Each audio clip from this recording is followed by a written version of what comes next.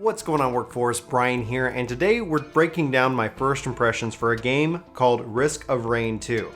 Yesterday at the Borderlands 3 announcement, where they went through a lot of different things, they highlighted this one looter shooter roguelike game called Risk of Rain 2, something that I have not heard of. Now, this game is in early access. It means there are still plenty of things that they need to do to this game itself. You are helping them develop it, you are helping them test it, and that's what early access on Steam means. But what also they did was they partnered with Steam to allow you to get a free copy of this game if you purchase it before the 30th, which if you're watching this in the future, I'm sorry you can't take advantage of that. But it's meant to be played with friends. So we've done that, we've had a little fun. How does this game play? What does it feel like? And should you consider jumping in now or maybe wait for later? Because one of the things they do want to do with this game is bring it to as many platforms as possible. So right now, playing on Steam, I'm able to use a mouse or a controller, which is really useful. But obviously it feels like there's still a little bit of work because using the controller to navigate the menus actually took me a little bit of time. I did not necessarily connect it right away. But once I kind of played around with it, I got comfortable with it and it seemed to make sense. The UI, it just doesn't necessarily speak to me in terms of like everything I need to know and what I need to do. My first game obviously was met with abject failure because I was just trying to like look at the screen, and it felt a little intimidating when I first jumped in. Like, what are these skills on the left hand side? What does the difficulty mean? What are the artifacts? What does it mean to be locked in? Now, go and play one round and you're just going to feel right at home, and it's not going to be that difficult, and it's and that's pretty much it is. You start by them just throwing down these pods on this planet, and enemies are going to start spawning. The game has multiple classes, and you start with the first class, the commando, being unlocked, and then from there they're going to keep adding in classes the more you play. Now, if you die, you are dead. That's it. No coming back. You're going to just jump out and come back in. So it's kind of up to your team. The more that you guys can survive together, the better this is, the longer you last is going to be. The other thing that's really important is that in the upper right hand corner, it's talking about this time. This is where the roguelike option comes into play. The longer you play, the longer you survive, the harder and harder it's going to get for you. So there's that personal aspiration, that personal challenge that you and your friends can have together, come together, play, and have a good time. The music and the visuals for this are just phenomenal. But one thing I do feel that, maybe they'll put some a little bit more work into over time is the shooting and the gunplay. At least the sound effects, when it comes down to it, feels alien in a weird way. And I'm not saying that's a good thing. I'm not saying that's a bad thing. I'm just saying that, coming off of Anthem or coming off of another game kind of in that looter shooter space, you might find that it just kind of feels weird. But if you just listen to the clipping of the gun itself, it leaves, for me, more to be desired in that space. Again, not like faulting the game at all. It's actually really fun. The other thing you have is you got these loot, the looter shooter aspect. There's loot to be found, treasure chests to be open that give you different skills and abilities. You can see right here I've unlocked an ability. It's like this lightning bolt ability, and you can use it every 20 seconds and press Y.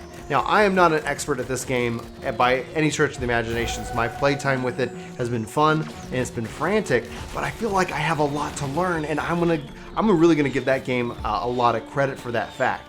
I really actually would love to jump in and play in voice chat with people to kind of see how it goes. So the overall loop of the gameplay here, as you can see on this one level, is to find the teleporter. You find the teleporter and then you have to activate it. As you activate it, bosses spawn, you have to kill those, and it's just going to keep filling up and filling up and filling up. This is where it gets especially dangerous. This is where teamwork comes into play. For the most part, like you can see here, we're finding this giant weird squid alien monster life form, whatever you want to call these things. There is a logbook in this game that kind of tells you about what you've been fighting, what you've been killing, and I really respect that. I think there's a lot to collect and see here in this game that when it is fully released, like, wow, the fact that this is being built by 3 guys, props to you guys. Beautiful job. So you can see we've killed the boss here on the screen right now, but our teleporter has not fully filled up. So it's around 50% at this point. So it's just going to keep filling up, and we're going to keep fighting off enemies, getting the drops, and kind of playing it. That's pretty much it. It is a looter shooter, and you're seeing that the music has changed at this point in the fight. You can see that enemies keep spawning, and as soon as we can teleport, All we're gonna do is rinse and repeat and go into a new map. Again, that difficulty level is constantly sliding up and sliding up and sliding up. It's gonna make it ever more challenging. And through the power of editing, let's go ahead and jump into the wetland aspect. This is us accessing the teleporter. So again, difficulty continues to go up as we continue to play, and the objective here remains the same. Find the teleporter, kill the bosses, and let it spawn. Some of the enemy models here, some of the enemies that they have, obviously you'll see repeat, but the boss models, I have to say, are really intricate, and really interesting to see what they've done here. You can see, obviously, it is a very visual different level layout than the first level that we came into. This is more like woodsy. The color tones somewhat changed, but I think this game is beautiful. And for $20, this is what it costs to jump into early access, I don't think you can really go wrong.